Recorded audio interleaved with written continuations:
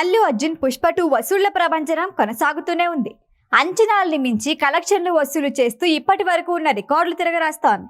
హిందీలో నెంబర్ 1 మూవీగా నిలవడమే కాదు, ఇండియాలోనే బిగ్గెస్ట్ సినిమాగా రికార్డు క్రియేట్ చేసింది.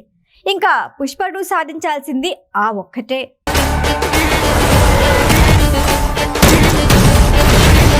పుష్ప 2 రికార్డుల వేట సాగుతోంది. విడుదలైన మొదటి రోజు నుంచి ప్రతిరోజు ప్రతి వారం ఏదో ఒక రికార్డ్ని బ్రేక్ చేస్తూనే ఉంది.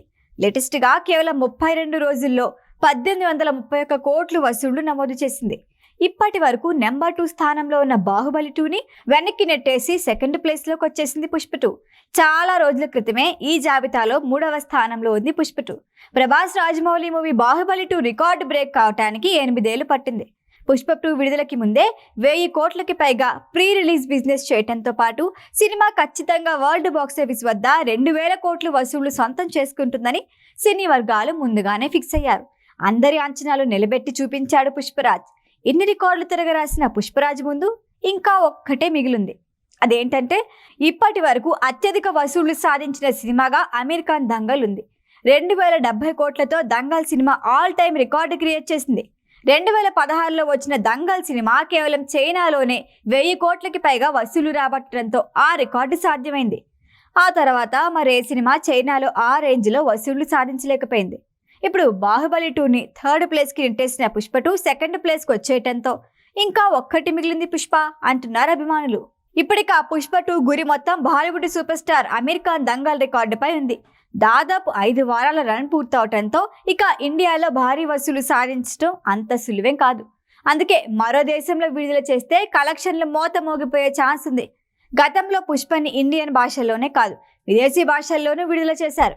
ఇప్పుడు కూడా పుష్ప 2ని విదేశాల్లో విడుదల చేయడం ద్వారా దంగల్ రికార్డుని బ్రేక్ చేసే ఛాన్స్ ఉంది. అయితే విదేశీ భాషల్లో సినిమాలను విడుదల చేసే విషయంలో మైత్రి మూవీ మేకర్స్ ఎలాంటి నిర్ణయం తీసుకుంటారో చూడాలి. ఎందుకంటే విదేశీ భాషల్లో సినిమా విడుదల చేయటం అనేది చాలా ఖర్చుతో కూడుకున్న పని. అక్కడ కూడా హిట్ టాక్ సొంతం చేసుకుంటే పర్వాలేదు, కానీ ఏదైనా తేడా వస్తే నిర్మాతలు చాలా నష్టపోవాల్సి ఉంటుంది. కానీ పుష్ప 2 విషయంలో అలాంటి సందేహాలు అవసరం లేదంటున్నారంతా. ఎందుకంటే చైనాలో ఎర్రచందనాన్ని అత్యంత పవిత్రంగా భావిస్తారు. ఎర్రచందనంతో వారికి మంచి కనెక్షన్ ఉంది. అందుకే ఈ బ్యాక్డ్రాప్లో వచ్చిన మూవీ అక్కడ తప్పనిసరిగా హిట్ అవుతుంది అంటున్నారు. మరో నమ్మకం ఏంటంటే ఈ మధ్య చైనాలో ఇండియన్ సినిమాలకి మంచి ఆదరణ దక్కుతోంది. విజయ్ సేతుపతి మహారాజ్ మూవీ అక్కడ భారీ హిట్ అయింది.